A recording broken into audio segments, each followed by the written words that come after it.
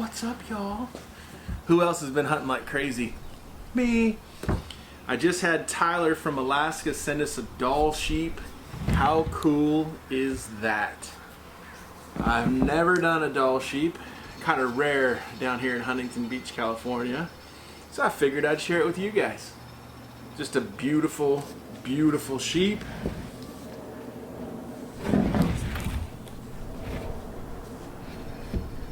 You know the drill.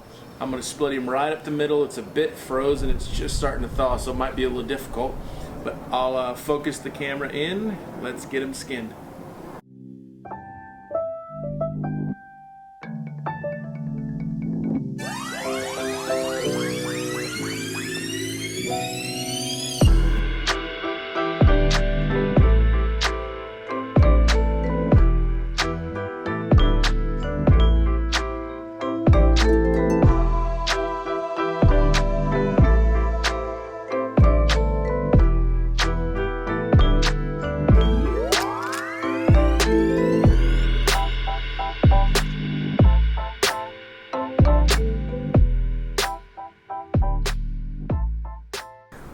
Alright, that's all the material I'm going to take off. You can see this big tuft of hair in between the horns. I'm not going to get excited about that. What I don't want to do is try and skin so tight that I nick that horn. It's hard to see, but that horn is somewhat pliable down there as it's still continuing to grow. So leave it a little tuft of hair. When they pop off, they'll just separate perfectly clean.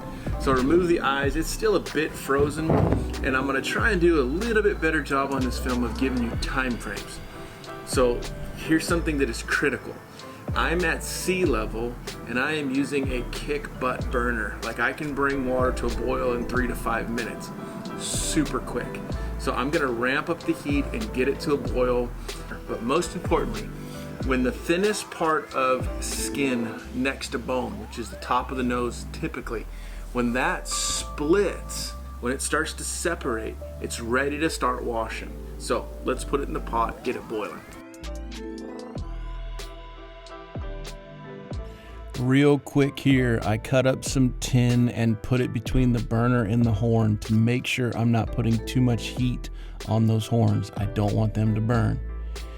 Here's a super quick look at my everyday tools: a sand hammer, a pair of pliers, a pair of forceps, and a Phillips screwdriver. And you'll see these go to work here in a minute.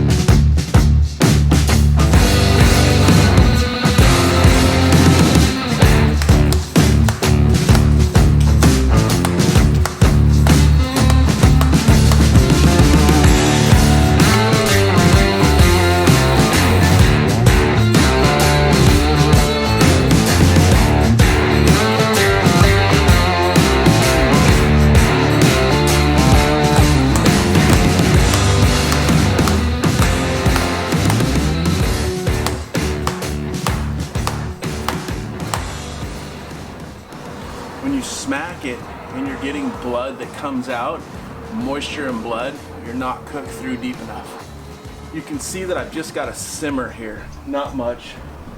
I'm concerned about burning that horn, that's why I've got everything shrouded in there. Just gonna let it go. We've been about an hour and 30 minutes. It's fine. I'm putting up Christmas lights and mowing lawn. So just gonna leave it be. Once they come off, we'll be good. Round 4, Dall sheep.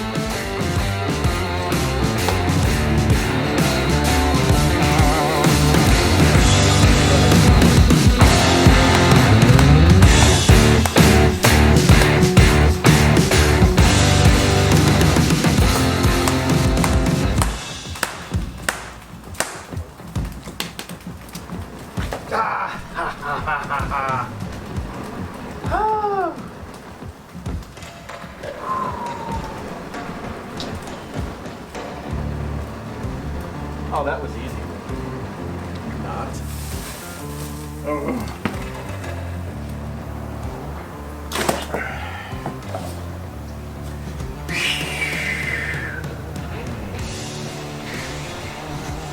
That was easy. Super easy. No big deal at all.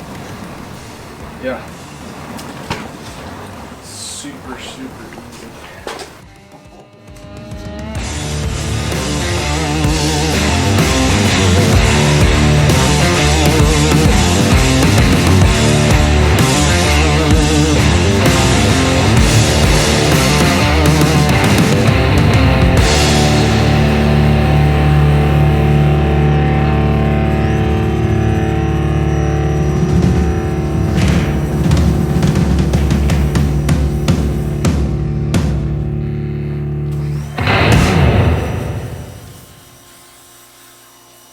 All right, horns off, skin has split on the nose, put it on the ground and hit it with the power washer. Remember, every hole, every orifice. Let's get it clean.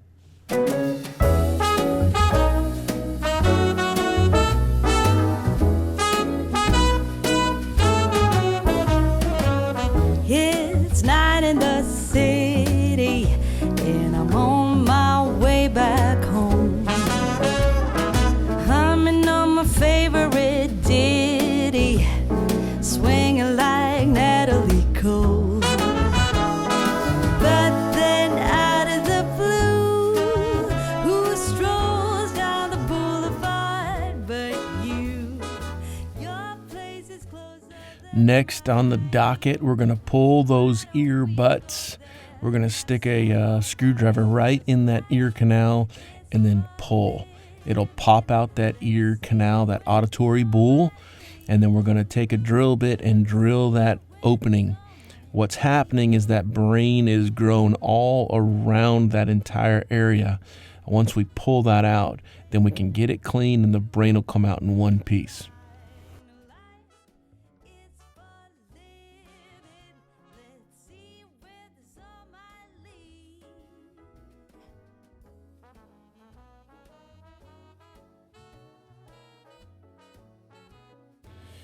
Fresh out of the boil again, we're going to pull the nose.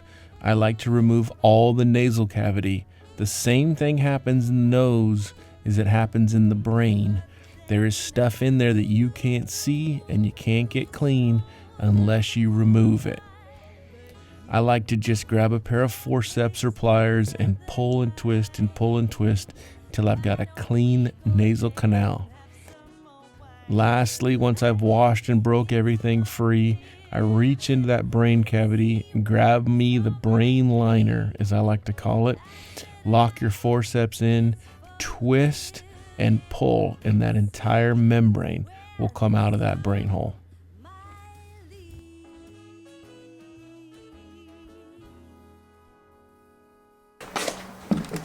All right, while this is at a full simmer right now, I'm gonna pull this off the fire and get my peroxide mix rolling. But if you look, see all the oil and fats that's settled in on the top of that?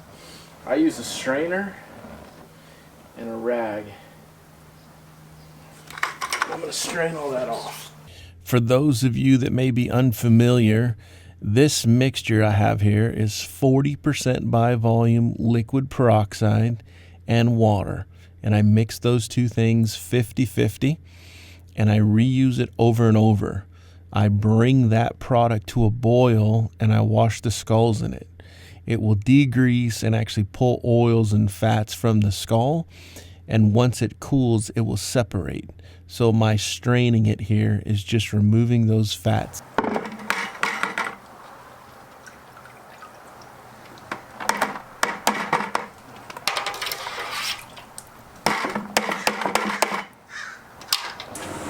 All right, y'all, 99.9% done. Little bits of stuff here. Let the peroxide do that. See, there's a little hole right here. It's got a little bit of something in it. But you can see how nice and clean those earbud holes are with that drill bit. Sheep are just crazy hardy. You can really, really beat the crud out of them and not hurt them. I like a sheet because it doesn't have this nasal vent right here or whatever that's called. So you can just get in there, pull stuff out. You're not going to hurt its overall appearance. But at this point, it's going right in the cleaned peroxide water mix. That mix, I always say 50-50. That mix is now probably 70% water, 30% peroxide. I've done 10 skulls with it in the last couple of days. Easy peasy. Let's drop her. Notice here that I'm making sure the brain hole is full. I've had it so many times where I've dropped it in there and it'll cavitate air, and the crown of that animal, the top of the head, will be oily. It literally will trap air and not get contact. From this point, while you're waiting for it to boil, I wash up my mess. Make sure you clean your pots, get everything in order. A clean workspace just makes for a way better product. I brought that sheet to a boil. It's just barely simmering now. You can see I've got no foam over or overflow. Been in there for a full 5 minutes. She ought to be brilliant white.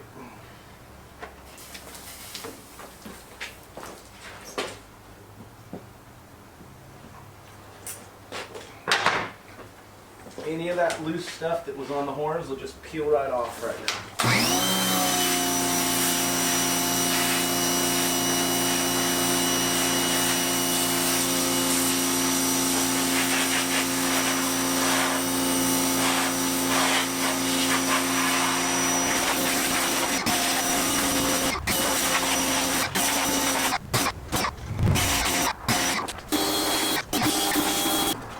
Boiled in the peroxide once, and I've given it a heavy rinse. Now I'm starting to get it chemically so much to where it's starting to fragment that bone on the edge of the eyes there.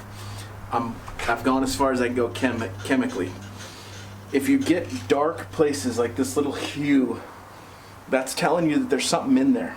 So there's like a little pocket in here behind the eye. I've broke this free and I've just washed out a big hunk of goo. I couldn't see that in the beginning. That dark area right there was saying, hey, there's something in there. So you got to kind of open it up and get it clean. I always harp on clean. It's got to be number one. I am going to go back in the boil, the simmer, I guess, for just a second at this point, because now I've knocked off all the loose extra stuff. I want peroxide to hit those spots. And I'm just going to give it just a couple minutes, pull whatever else I got in there out, and then rinse, set in front of a fan to dry. It should turn brilliant white. Dall sheep. Hey, white on the outside, white on the inside. What a beautiful critter. Let's do this. All right. Y'all, I've been waiting a lifetime to do a 200-inch Euro, and I always prayed I wouldn't mess it up. Oh, good gosh. What have I done? What have I... I'm kidding. Just kidding. I may have broke something here, though. No heel for a stepper. We're going to save this for another film. I'm going to show you the inside, focus, of the ear canal. We'll cover that on another film. I was just trying to be clever. Check this out. That's a fan of mine. Never gets old. I pulled this sheep out of the pot, right out of the boil, rinsed it, and set it in front of that fan. I did the exact same thing with these horns. Next step here, I'm going to take regular old flooring Mop Glo. Mop Glo. This blue bottle is available here in the States. Lots of questions from Asia, Australia, everywhere about Mop and Glo in their region. I want to help, but I don't know what's there. I did see a product, I think it was in Europe somewhere, that was a pink bottle Mop and Glo. It comes out pink. And I had somebody send me a picture saying that it does leave a little bit of a pink tint. That ain't no good. If you're going to try it, go to your hardware store, your grocery store, wherever you buy a floor covering or coating. look for it in a white or a clear, and then take a small piece of horn or anything and always test it on the inside or someplace you can't see it. That's how we learn. So you just got to try it. Don't be afraid. Brushes from the 99-cent store. It's the easiest way. And in this situation, I would always brush the skull and then the horns, because if I'm brushing, I may pick up color. I don't want to put it on the horn. Just give it a wipe. Super fast, super easy. One coat. If it's dry, if the Mop Glo dries, don't recoat it unless you're looking for shine. I'm never looking for shine. What happens if you dry it, right? Now you have a solid surface, and if you put another coat on it, it's just going to build up sheen and sheen and sheen and sheen. Sheep are just cool, man, because you can really just beat the crud out of them.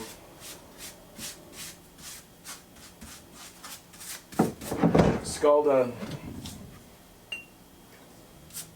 I'm going to drop a name here. I don't want you to think I'm bragging, but I'm kind of bragging.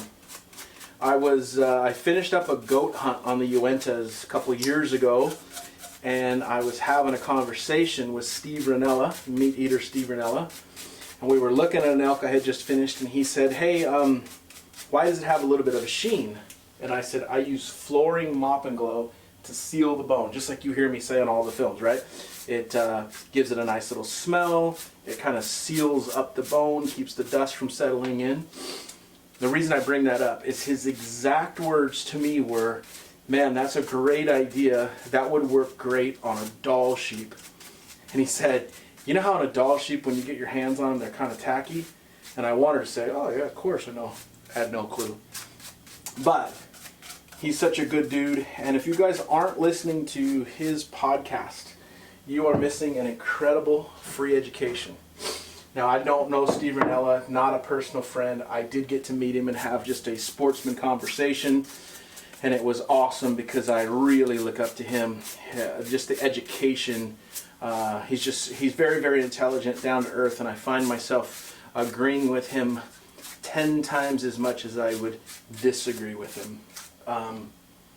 Check out that podcast. It's a great podcast. He's a great guy. Doing lots of things for this sport. When it's all said and done, you're going to hear his name as a great ambassador for hunting and fishing and outdoor life, conservation, all the things I hope we all strive to be.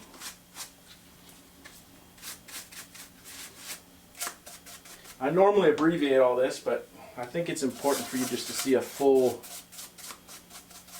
the actual speed that happens with all this. It really doesn't take very much time. Okay, let's let them dry.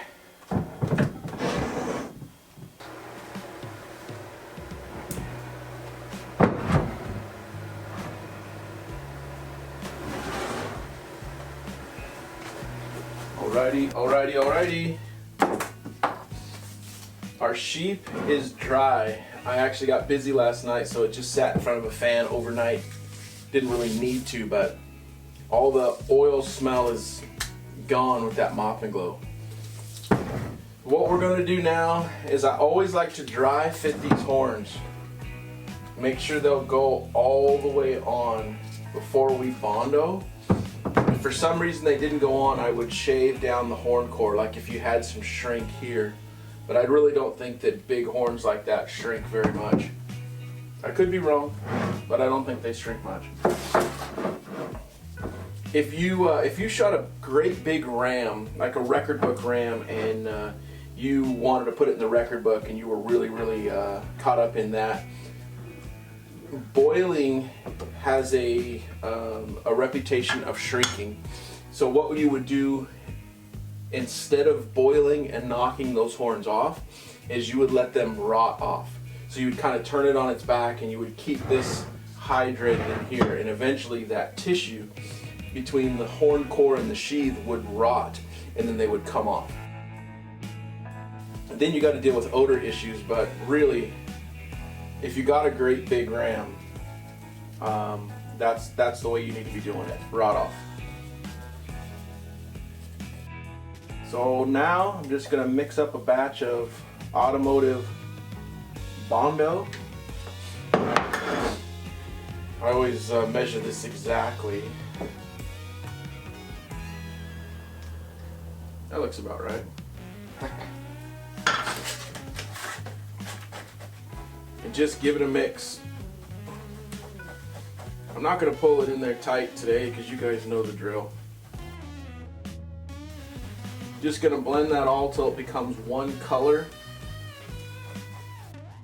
And I gotta be honest, I used to always put Bondo on the horn core or only on the inside or only on, I don't think it matters. I'm gonna be making contact all the way around. And this is just to hold it in place. There's no other reason for this Bondo. It's just to hold that horn in place.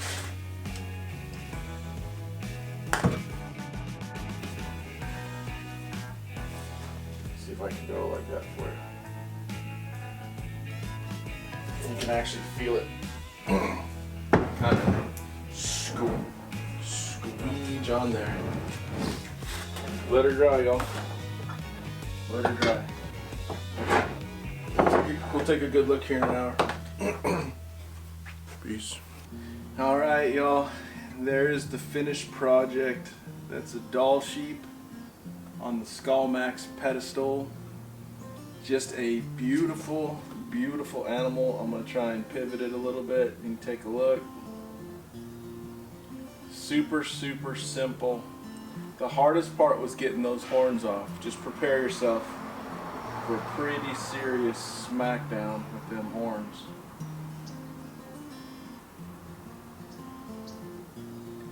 You see in that sun, that Mop Glo leaves a real nice sheen. Just a more finished look, you know. It's not a high gloss.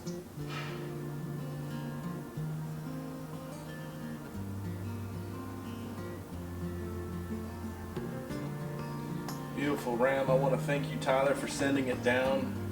It was an honor to be the first one I've ever done. I trust it will not be the last. As always, thank you very much for watching. Thank you for the support. Until next